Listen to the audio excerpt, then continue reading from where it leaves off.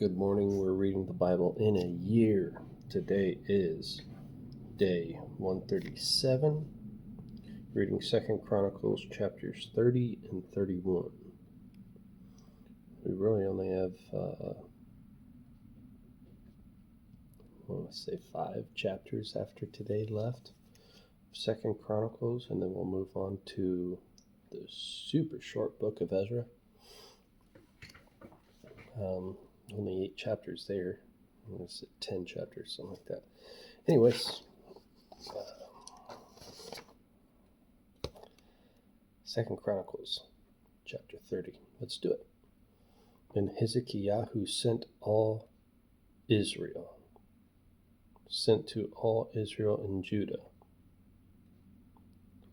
And he also wrote letters to Ephraim and Manasseh to come to the house of Yahweh at Jerusalem to perform the Passover to Yahweh, Elohim of Israel.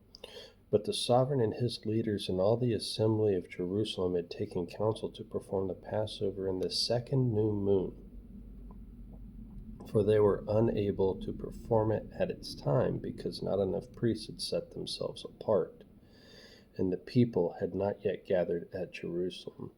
And the matter was right in the eyes of the sovereign and in the eyes of all the assembly. See, the way the Passover works, you can, on the 14th day of the first month or the first new moon, you would do the Passover. However, there is provision for doing Passover. Is so important that if you are unable to perform the Passover in the first month, it gets bumped back an entire month. Therefore, you do the Passover on the 14th day of the second month or the second new moon in order to complete the Passover. At which point you're still to,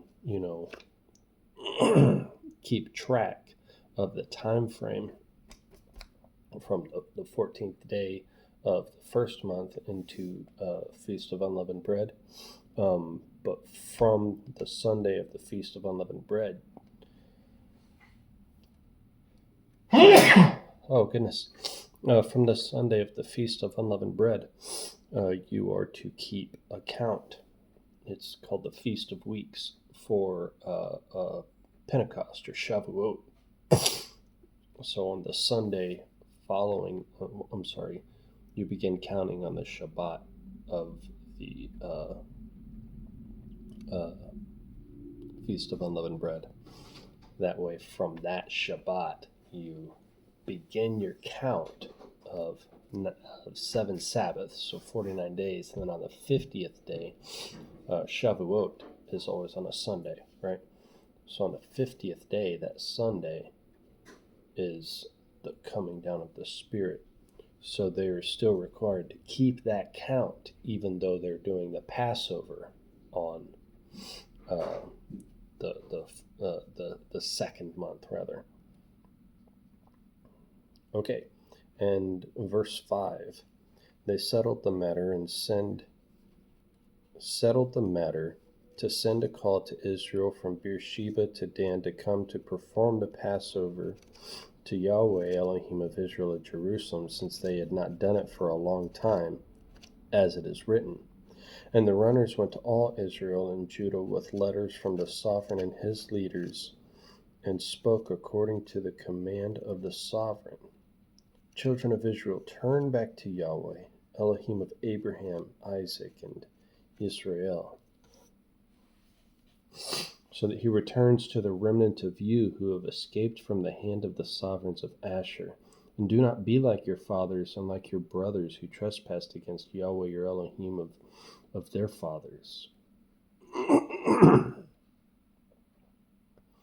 so that he gave them up to ruin, as you see. And do not stiffen your neck like your fathers. Stretch forth the hand to Yahweh and come to his set-apart place, which he has set apart forever, and serve Yahweh your Elohim, so that his burning wrath turns away from you. For if you turn back to Yahweh, your brothers and your children shall be shown compassion by their captors, even to return to this land. For Yahweh your Elohim shows favor and compassion, and does not turn his face from you if you turn back to him.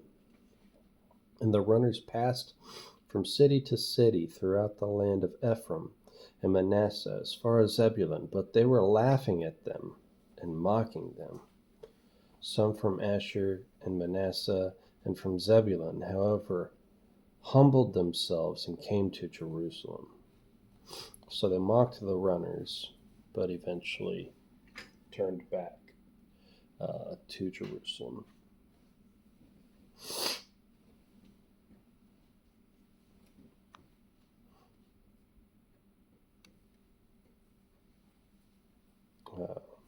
Let's see, verse 12. Also the hand of Elohim was on Judah, to give them one heart to do the command of the sovereign and the rulers at the word of Yahweh. And many people, a very great assembly, gathered at Jerusalem to perform the festival of Matzot in the second new moon. Festival of Matzot, the Feast of Unleavened Bread. And they rose up and removed, and often Passover and Matzot are they're two separate Moedim, but they are commonly referred to as the same thing, because you have Passover and unleavened bread happening back to back, so that the evening of Passover leads straight into the first day of unleavened bread. So there's that. Verse 14, and they rose up and removed the slaughter places that were in Jerusalem, and they removed all the incense slaughter places and threw them into the Wadi Kidron. Then they slew the Pesach, or the Passover, on the 14th day of the second new moon. And the priests and the Levites were ashamed and set themselves apart and brought the ascending offerings to the house of Yahweh. And they stood in their place according to their right ruling, according to the Torah of Moshe, the man of Elohim. The priests sprinkled the blood from the hand of the Levites. For many in the assembly had not set themselves apart, therefore the Levites were over the slaughter of the Pesachim.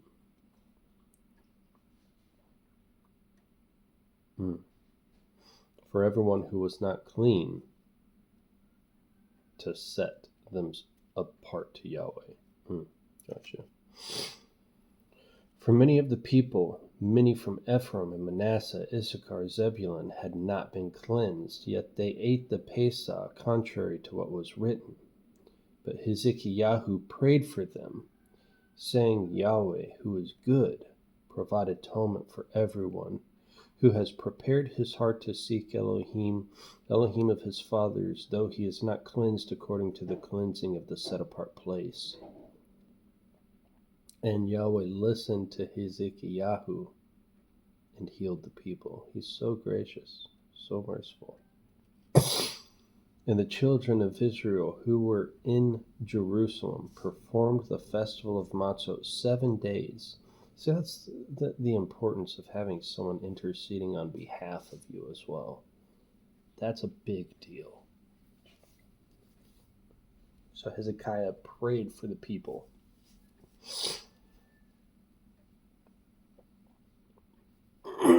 And the Father listened. And the children of Israel who were in Jerusalem performed the festival of Matzot 7 days with great joy, and the Levites and the priests praised day by day with instruments of praise before Yahweh. And Hezekiah spoke to the heart of all the Levites and those having good understanding concerning Yahweh. So they ate during the appointed time 7 days, slaughterings of peace offerings, and making confession to Yahweh Elohim of their fathers. And all the assembly took counsel to perform another 7 days, and they performed it another 7 days with joy. For Hezekiah, sovereign of Judah, presented to the assembly 1,000 bulls and 7,000 sheep, and the rulers presented the assembly 1,000 bulls and 10,000 sheep.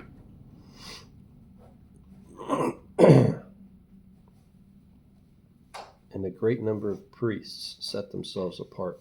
And all the assembly of Judah rejoiced, and the priests and Levites, and all the assembly who had come from Israel, and the sojourners who came from the land of Israel, and those who dwelt in Judah.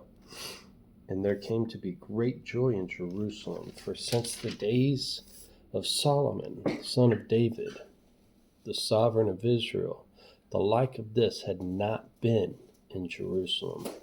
And the priests and the Levites rose and blessed the people, and their voice was heard, and their prayer came up to his set-apart dwelling place to heaven.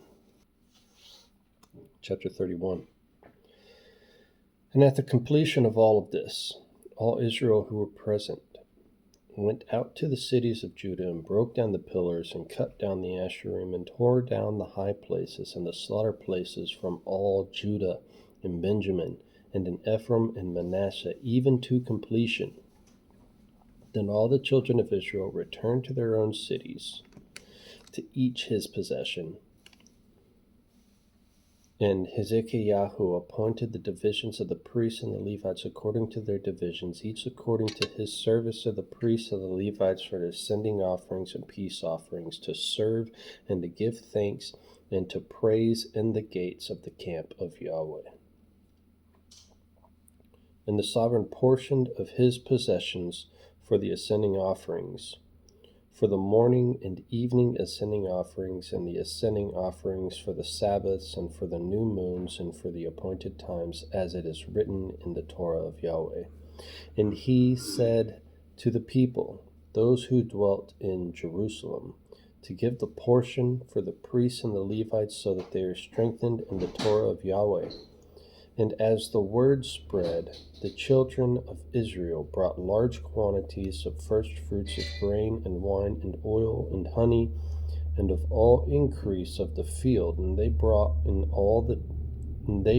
the tithe of all, a large amount. And the children of Israel and Judah, those who dwelt in the cities of Judah, brought the tithe of cattle and sheep, even the tithe of set-apart gifts, which were set apart to Yahweh their Elohim, were brought in, and they gave heaps and heaps. In the third new moon they began to pile up the heaps, and they finished in the seventh new moon. And Hezekiah and the leaders came and saw the heaps, and they blessed Yahweh and his people Israel.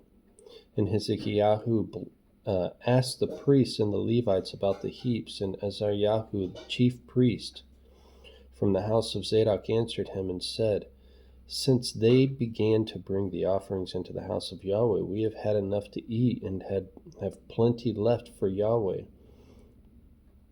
and we have had enough to eat and have plenty left, for Yahweh has blessed his people, and this great amount is left over. And Hezekiah ordered them to prepare rooms in the house of Yahweh, and they prepared them. And they brought in the contribution and the tithes and the set-apart gifts trustworthily. And Conaniah the Levite was leader over them, and Shimei his brother was the next. And Yehiel and Azaziah and Nahath and Asahel and Yeramoth and Yozabad and Eliel and Yismachiahu and Mahath and Benayahu were overseers under the hand of Conaniah and Shimei his brother, by order of Hezekiah the sovereign, and Azariah the ruler of the house of Elohim. And Koreh son of Yimnah the Levite, the keeper of the east gate, was over the voluntary offerings to Elohim, to distribute the offerings of Yahweh and the most set-apart gifts. And under his hand were Eden, and Minyamin, and Yeshua, and Shemayahu, and Amariyahu, and Shechaniah, in the cities of the priests, to distribute trustworthily their brothers by divisions to the great as well as the small, besides those males from 3 years old and up who were written in the genealogy. They distributed to everyone who entered into the house of Yahweh his daily portion for the work of his service, by his division, And the priests who were written in the genealogy according to their father's house, and the Levites from 20 years old upward by their duties in their divisions, to all listed in the genealogy, their little ones and their wives, their sons, their daughters, all the company of them.